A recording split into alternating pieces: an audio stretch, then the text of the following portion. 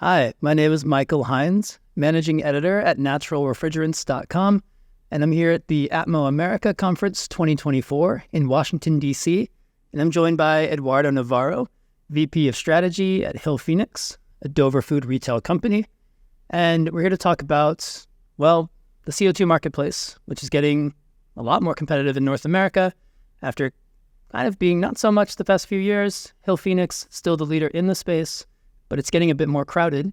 And for Hillphoenix, the way you guys separate yourselves from the competition, I heard you talking about, it was 3 words, dependable, scalable, and sustainable. And I'm wondering, in tangible terms, what do those mean for your customers?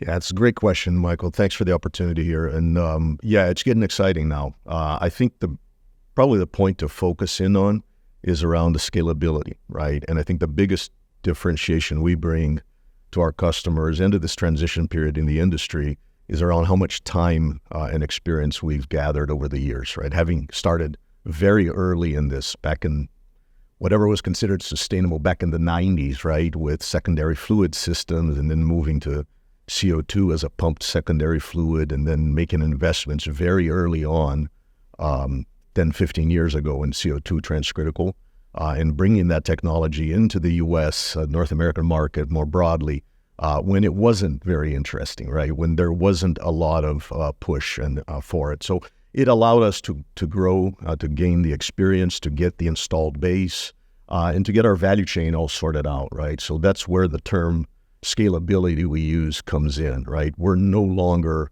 discussing how to best put a system together, right? We have that figured out. We spent years and years preparing what we call our portfolio of platform products, right? They've been pre-specified, pre-engineered, pre-documented, and that unlocks a tremendous amount of efficiency, scale, and speed through the value chain, right? It allowed us to do digital tools in the front end of the business, right? To allow our retailer customers and their partners, be it EORs or their own engineering teams, to self-service on the equipment selection and configuration, all the way through obtaining submittal drawings, budgetary quotes, just speed, right? We can do supply chain strategies now that are much more efficient and effective because we know what the product looks like before the sale takes place. It also allowed us to deploy manufacturing lines that are designed to take advantage of the platform portfolio, right? So sub-assembly mechanisms in the stations and the inline testing that takes place in the manufacturing environment. Again, think more repetitive, consistent production process, driving labor efficiency, quality, speed.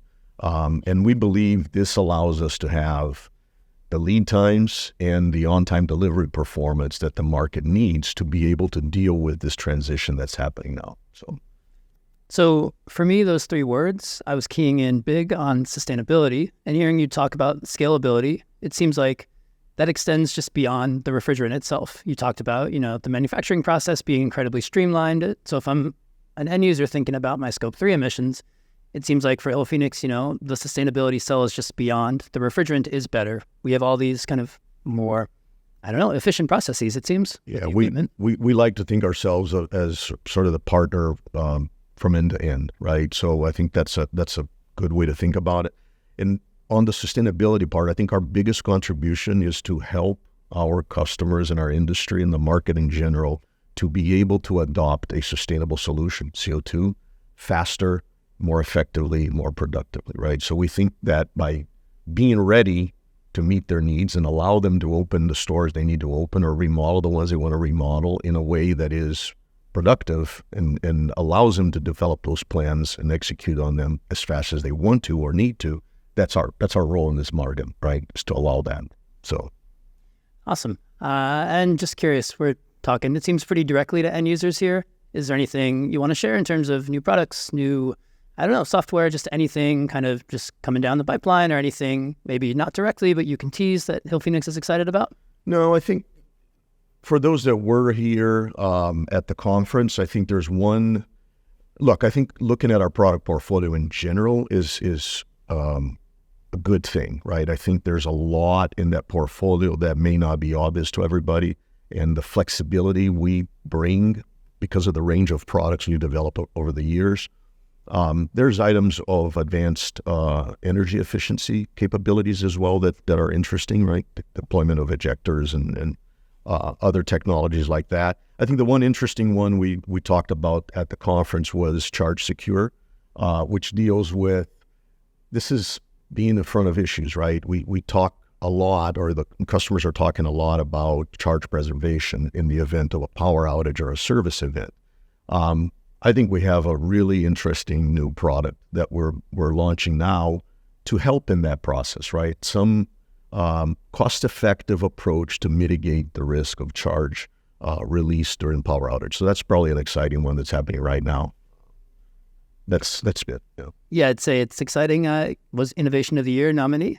We're very excited about that. And otherwise, Eduardo, I think I'm good to go here. I'd like to thank you for joining me, and I'd like to thank all of y'all for watching. Really appreciate it. Fantastic. Thank you.